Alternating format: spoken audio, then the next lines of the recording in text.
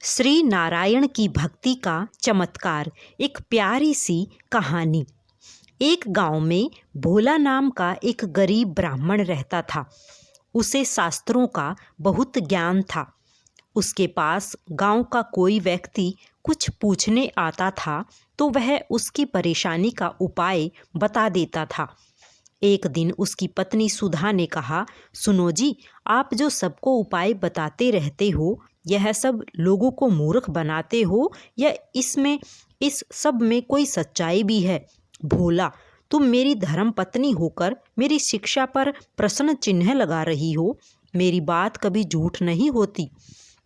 सुधा, तो फिर अपने लिए कोई उपाय क्यों नहीं करते? तुम्हें दिखाई नहीं दे रहा हम कितने गरीब हैं?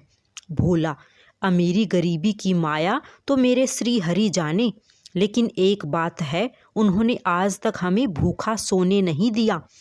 सुधा, एक दिन ऐसा भी आएगा कि गांव में आपको कोई नहीं पूछेगा, तब भूखा ही सोना पड़े। इसी तरह भोला भगवान विष्णु की भक्ति में लीन रहकर गुजर बसर कर रहा था। तभी एक दिन उसके पास एक सेठ जी आए। उन्होंने कहा, भोला, मेरे पास बहुत पैसा है, लेकिन सुख भोगने के लिए संतान नहीं है। मेरा क्या कसूर है जो मुझे संतान का सुख प्राप्त नहीं हो रहा है? भोला, सेठ जी, आपके पिछले जन्म के कर्मों के कारण आपके घर में संतान नहीं है। पिछले जन्म में आप एक शिकारी थे। आपने एक चिड़िया को मार दिया था।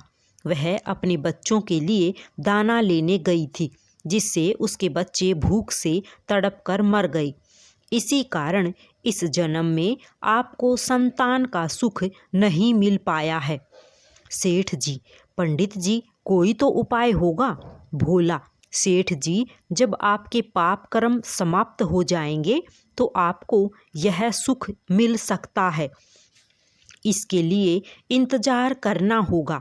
सेठ जी, मैं आपका घर धन से भर दूंगा, किंतु मेरे घर में संतान होने का उपाय बता दीजिए।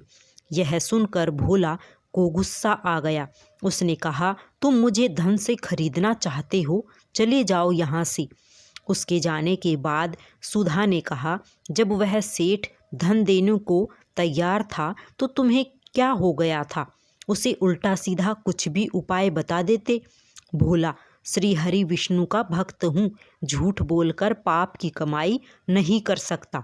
यदि तुम्हें मेरे साथ रहना है तो रहो, नहीं तो चली जाओ यहाँ से। यह सुनकर सुधा को बहुत गुस्सा आया, लेकिन वह कुछ नहीं बोली और चुपचाप अपने घर के कामों में लग गई। जिस दिन से वे सेठ जी गए, उस दिन से गांव वालों ने भोला के पास आना बंद कर दिया, क्योंकि सेठ जी ने पूरे गांव में जाकर कहा कि वह तो लोगों को मूर्ख बनाकर पैसा ठगता है। ऐसी बातों को सुनकर गांव वाले भोला का विरोध करने लगे। कुछ समय के बाद भोला और सुधा की भूखे मरने की नौबत आ गई। तब सुधा ने कहा, मैंने तुम्हें कितना समझाया, लेकिन तुम तो अपने विष्णु भगवान के चक्कर में पड़े हो। अब जब हम जिंदा ही नहीं रहेंगे तो भगवान जी की पूजा कैसे करोगे? कुछ और दिन बीत गए। अब दोनों से उठा बैठा भी नहीं जा रहा था। वे दोनों अपने घर में लेटे हुए थे। सुधा, लगता है मरने का समय आ गया है। भोला, मुझे तो लगता है भगवान से मिलने का समय आ गया है। तू भी आखिरी समय में भगवान श्री हरि का ध्यान कर ले। भोला और सुधा दोनों श्री हरि भगवान विष्णु का ध्यान करने लगते हैं। उसी समय भगवान श्री हरि विष्णु उन्हें दर्शन देने के लिए प्रकट हो जाते हैं। भोला, भगवान, अब तो हमारे अंदर इतनी भी हिम्मत नहीं कि आपके श्री चरणों में प्रणाम कर सके। अब तो आप हमें अपनी शरण में ले लीजिए। भगवान विष्णु, तुम मेरे ऐसे भक्त हो जो बिना किसी लालच के मेरी भक्ति कर रहे हो। इस कारण तुम्हें इसी संसार में रहकर धर्म की शिक्षा देनी है। तभी भगवान विष्णु की कृपा से भोला और सुधा दोनों पूर्ण रूप से ठीक हो जाते हैं। दोनों को भगवान विष्णु आशीर्वाद देते हैं।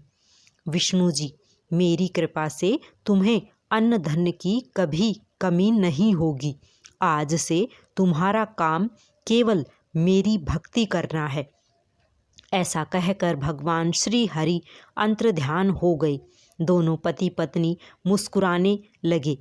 अब सुधा की आंखें भी खुल चुकी थी, क्योंकि पति के कारण ही उसे भी भगवान के दर्शन हो गए। आपको ये प्यारी सी धार्मिक कहानी कैसी लगी, कमेंट बॉक्स में ज़रूर बताएं।